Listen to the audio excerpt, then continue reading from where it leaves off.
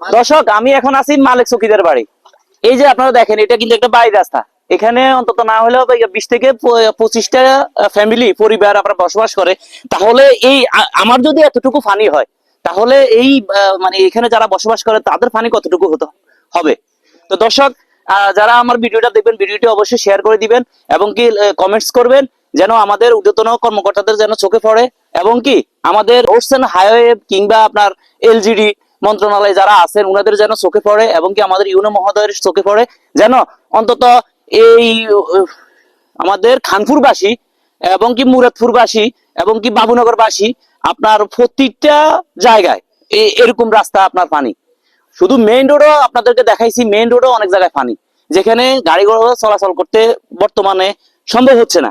তো আমাদের এই অত্র অঞ্চলের যে জায়গাগুলো আছে, যে রাস্তাগুলো আছে, যদি আপনারা পারেন অন্তত দয়া করে আমাদের রাস্তাগুলো একটু সংস্কার করে দিবেন।